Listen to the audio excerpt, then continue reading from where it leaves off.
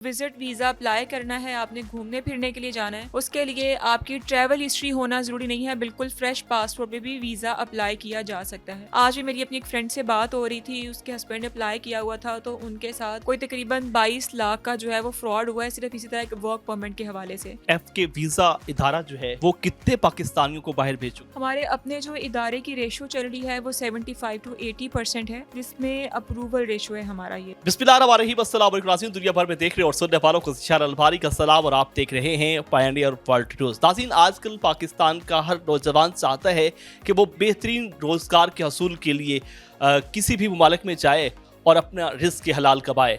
यहाँ पर अगर बात की जाए पाकिस्तानियों को, तो वो चाहते हैं कि फ्रेश पासपोर्ट पे किस किस कंट्री में जाया जा सकते हैं और उसका क्या तरीक़ाकार है। फैज़ा कमल साहब हमारे साथ मौजूद है, जो कि CEO हैं एफ के वीज़ा की। इनसे बात करते हैं। अस्सलाम वालेकुम। वालेकुम अस्सलाम। मैम, मुझे बताइएगा कि आजकल हर शख्स चाहता है कि वो रोज़गार के हसूल के लिए जो है मुल्क पाकिस्तान से बाहर जाए और फ्रेश पासपोर्ट पर किस किस कंट्री में जाया जा सकता है।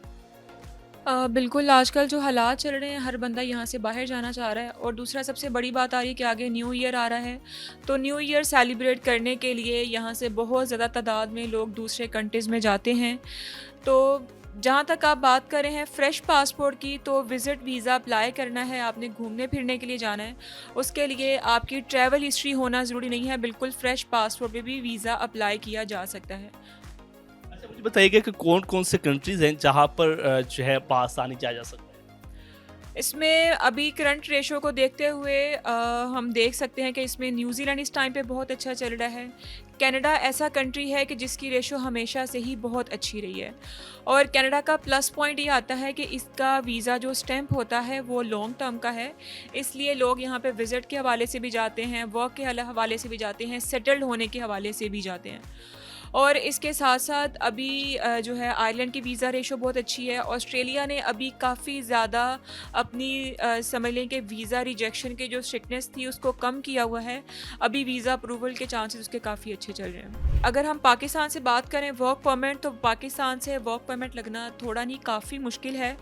एक तो इसमें कोई ऑथेंटिकेशन नहीं रह जाती है कि ये आपको जो वर्क परमिट मिल रहा है ये ओरिजिनल है या नहीं है।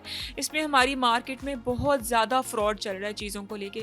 आज भी मेरी अपनी एक फ्रेंड से बात हो रही थी, उसके हस्बैंड ने अप्लाई किया हुआ था, तो उनके साथ कोई तकरीबन 22 लाख का जो है वो फ्रॉड हुआ है, सिर्फ इसी तरह एक वर्क परमिट के हवाले से। तो बेहतर तरीका कर यही होता है कि आप किसी भी अदर कंट्री में विज़िट पे जाएं, वहाँ पे जाके आप वर्क के लिए एप्लीकेशन दे दें। हर कंट्री आपकी वर्क परमिट की एप्लीकेशन तो ले लेता है, उसको अप्रूव करना ना करना वहाँ की अथॉरिटी पर डिपेंड करता है।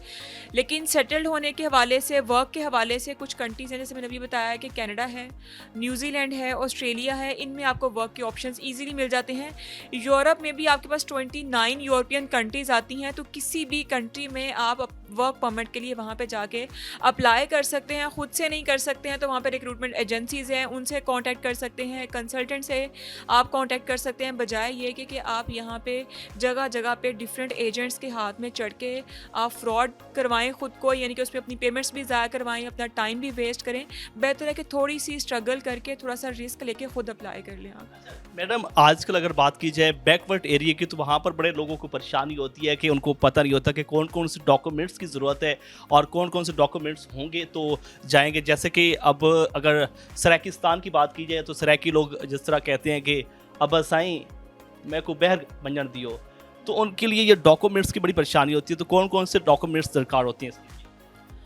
और डॉक्यूमेंट्स तो बहुत सिंपल से चाहिए होते हैं। जैसे आप बात कर रहे हैं बैकवर्ड एरिया की, मोस्टली जो लोग एजेंट्स के हाथ में चढ़ के जिनके साथ फ्रॉड होता है वो बैकवर्ड एरियाज़ के लोग ही होते हैं, क्योंकि उनको इतनी समझ नहीं होती है डॉक्यूमेंट्स हमने कौन से कंप्लीट करने होते हैं। तो एजेंट्स उनसे मुख्तलिफ़ तरीक़ों से हम आपका ये भी पेपर बना देंगे, ये भी पेपर बना देंगे, इस तरह के डॉक्यूमेंट्स कंप्लीट करने के लिए उनसे कोई लाखों के हिसाब से पैसे चार्ज कर रहे होते हैं।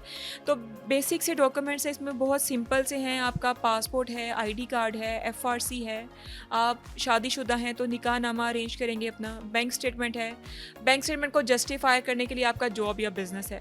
इससे हट के अगर आप चीज़ें देखते हैं, अगर आपके पास कोई प्रॉपर्टी है, कोई गाड़ी वगैरह है, एसेट्स का ऑप्शन है, तो आप ये डॉक्यूमेंट साथ अटैच कर लें।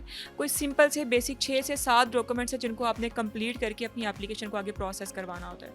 मुझे बताइएगा कि इस वक्त एफ के वीज़ा इदारा जो है वो कितने पाकिस्तानियों को बाहर भेज चुका है।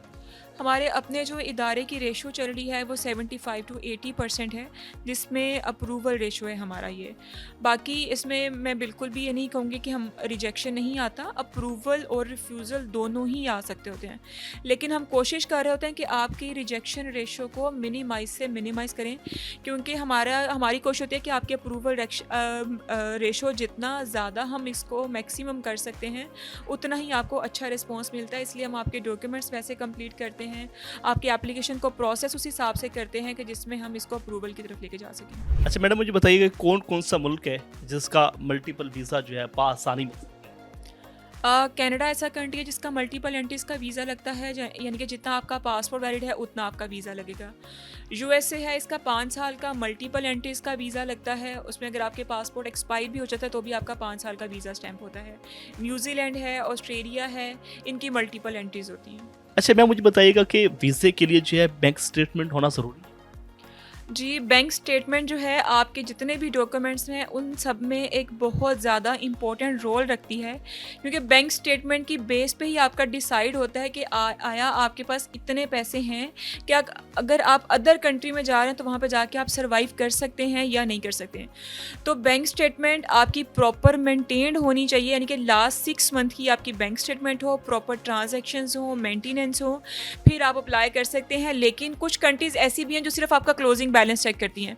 अगर हम यूके की बात करें तो यूके एक ऐसा कंट्री है जिसमें आपकी एक एक दिन की ट्रांजैक्शंस चेक की जाती हैं, उसकी मेंटेनेंस चेक की जाती है और प्रॉपर साथ उसका आपका टैक्स पेयर होना ज़रूरी है, फिर ही आपकी बैंक स्टेटमेंट को यूके एक्सेप्ट करता है, अदरवाइज़ नहीं करता है। जैसे कि हम आयरलैंड की बात कर लेते हैं तो आयरलैंड सिर्फ आपका क्लोजिंग बैलेंस चेक करेगा, लेकिन लास्ट 6 मंथ में वो ये भी देखेगा कि आपकी ट्रांजैक्शंस होनी चाहिए। अब ऐसा नहीं होता है कि किसी एक भी मंथ में हम ये बोलें कि ट्रांजैक्शन नहीं है तो हम उसको 6 मंथ की कंसीडर करेंगे। जिस मंथ में आपकी स्टेटमेंट नहीं हुई है उससे नेक्स्ट आपने 6 मंथ की कंसीडर करनी होती है। अच्छा मैम, मुझे बताइएगा जो वीज़ा होता है ये रिजेक्ट क्यों होते हैं और उसकी क्या वजह? वीज़ा रिजेक्ट होने की बहुत ज़्यादा जो रीज़न्स हैं उसमें, जिस तरह अभी मैंने स्टेटमेंट की बात की कि स्टेटमेंट बहुत अच्छी होनी चाहिए, स्टेटमेंट भी एक बहुत वजह होती है। दूसरा ये होता है कि हम कुछ सम टाइम ऐसा होता है कि कुछ गलत इन्फॉर्मेशन पास कर रहे होते हैं। गलत इन्फॉर्मेशन से मतलब ये है कि अगर आपको किसी कंट्री में पहले रिफ्यूज़ल आया है, आपने अप्लाई किया हुआ है, आप उसकी इन्फॉर्मेशन नहीं दे रहे हैं, उसकी बेस पर भी वीज़ा रिजेक्ट हो जाता है। या सम टाइम ऐसा होता है कि आपके डॉक्यूमेंट्स इनकम्प्लीट होते हैं। लेकिन सम टाइम वीज़ा रिजेक्ट होने की कुछ ऐसी रीज़न्स होती हैं कि जो समझ लें कि बेबुनियाद होती हैं। बेबुनियाद से मतलब कि वो आपकी एप्लीकेशन के अकॉर्डिंग बन ही नहीं रही होती हैं, क्योंकि एम्बेसी के पास ओवरऑल द वर्ल्ड एप्लीकेशंस आती हैं, कुछ उनके कंट्रीज़ का कोटा होता है, इसको पूरा कर लिया जाता है। तो अगर वीज़ा रिजेक्ट हो भी जाता है उस पर कोई परेशान होकर बैठने की ज़रूरत नहीं है कि हम बोलें कि अब तो मैं पूरी ज़िंदगी अप्लाई कर ही नहीं सकता हूँ। अगर रिजेक्शन लगा हुआ है, उस रिजेक्शन को क्लियर करके जो एम्बेसी का टाइम है 2 वीक्स का, 2 मंथ का, 3 वीक्स का, जितना भी टाइम है, उस टाइम के बाद दोबारा अपनी एप्लीकेशन को आप रीसबमिट करवा सकते होते हैं। तो मैम मुझे बताइए कि कौन सा ऐसा कंट्री है जहाँ पर इंटरव्यू बेस पे जो है ना वीज़ा मिलता है और कौन सी लैंग्वेज जो है वो इस्तेमाल करती है? इंटरव्यू बेस्ड की अगर हम बात करें तो इसमें यूएसए इसका इंटरव्यू बेस्ड पे ही वीज़ा होता है। यूरोप में कुछ कंट्रीज़ हैं, यूरोप में जैसे कि इटली है, इसका बहुत छोटा सा इंटरव्यू होता है एक फॉर्मेलिटी के तौर पे। और जहाँ तक हम बात कर रहे हैं कि हमें कौन सी ज़ुबान में इंटरव्यू देना चाहिए, तो आप लैंग्वेज की उसमें कोई आप पे रिस्ट्रिक्शन नहीं होती है कि आप अगर यूएसए जा रहे हैं तो इंग्लिश में ही इंटरव्यू देंगे। आप पाकिस्तान में रह रहे हैं, आप उर्दू लैंग्वेज में भी अपना इंटरव्यू कंडक्ट कर सकते हैं, क्योंकि उनके पास ट्रांसलेटर्स होते हैं। ये ना हो कि आप इंग्लिश में इंटरव्यू करना चाह रहे हैं, अपनी बात आप क्लियर ना कर पाएँ, अटक जाएँ, तो इससे बेहतर है कि आप उर्दू में ही इसको प्रॉपरली इंटरव्यू दे लें। उससे आपके वीज़ा लगने या रिजेक्ट होने पे कोई इफ़ेक्ट नहीं होता है, अगर आप अपनी जो है वो मतलब जी, अगर अपनी ही लैंग्वेज को आप लेके चल रहे हैं तो। मैम मुझे बताइए कि कौन से ऐसे मुल्क हैं जहाँ पर फैमिली के लिए जो है ना बआसानी वीज़े मिल जाते हैं?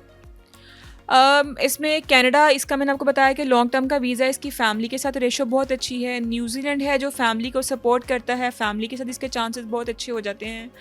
आयरलैंड है, ऑस्ट्रेलिया है, ये वो कंट्रीज़ हैं कि जहाँ पे आप फैमिली के साथ अपनी एप्लीकेशन अगर अप्लाई करते हैं तो आपको इसका बहुत अच्छा और पॉजिटिव रिस्पॉन्स मिलता है।